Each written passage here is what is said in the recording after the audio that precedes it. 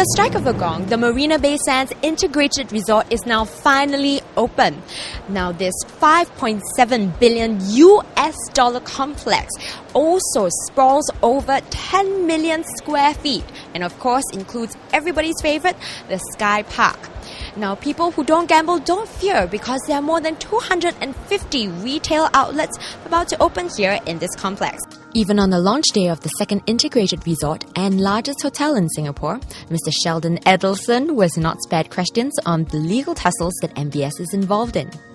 We are of course referring to the Inter-Pacific Bar Association 2010 withholding payment, citing unfinished hotel rooms and a power failure as reasons. All projects like this would open in various stages, and we think at this particular time there's enough of the resort open that it can satisfy all of the requirements necessary from the guests, and there will be more surprises later for the guests that come later. So I don't think there's any question that we opened as soon as we could in order to satisfy the demands for the property and all of the facilities that we have. I'd like to add on to that by saying that our policy is to make love and not war. It's in the 40-year history of my being in the trade show and convention business, I have only sued two people, Pacific Bar Association, that had a check returned on us. And that was the reason why we brought the suit, and of course they countersued. Their expectations were somewhat high, and they wanted discounts. We gave them discounts. We gave them virtually everything they wanted. So writing out a check in the United States with the intention of not paying it is not the appropriate thing to do, and in some states it's a criminal offense. So they did that with the intention of not paying it, so I don't know what the law here is here. But this whole thing will just go away if everybody that's involved, their heads cool off a little bit, and we'll sit down and we'll work out a settlement that will both parties can walk away happy.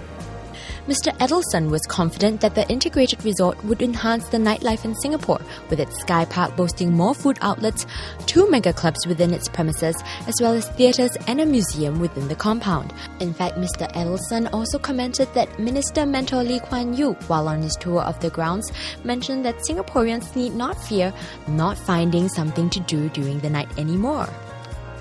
That it has the shows, it has the restaurants, it has the other amenities. They come for conventions, they come for trade shows. I mean, it's a place for adults to go and either relax. I mean, we have great swimming pools, we have great spas. A definite attraction? Food. 6 celebrity chefs scoured from all over the world, including Tetsuya Wakuda from Sydney and Wolfgang Puck from Los Angeles, and they are setting up shop at the integrated resort. The only Singaporean chef among them is Chef Justin Quek, who was based in Shanghai for the last 6 years. I think it's a so-called proposal that you can't refuse, given the so-called the Sky Park, the Sky on 57, the view, and then also the total setup is stunning, you know. So the other thing why I accepted, because being away from Singapore for 6 years now, the Sky on 57 is a platform for me to showcase our Singapore food to a different level.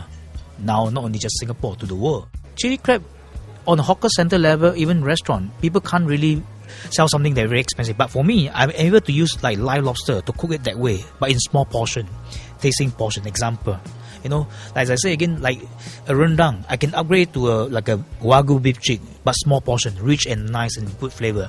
The spices we're using is balanced, is good. We also studying the roots about what our ethnic cuisine is about. Upgrading everything. Not only that, the porcelain, how we present it, and also bring people through the whole way of Asian dining. From the keropok to this thing with ice cold beer, example, you know, matching with what the crab bee hoon with the so-called German Riesling wine. These are things that I think, understanding both culture, working in Europe and Asia, this is what I'm going to propose. I mean, when you come and I say, wow, this is not your hawker center, you want to be pampered, you go first class. Definitely one of the things most Singaporeans will look forward to. Meanwhile, watch our next clip to find out what Singaporeans think of the new resort thus far.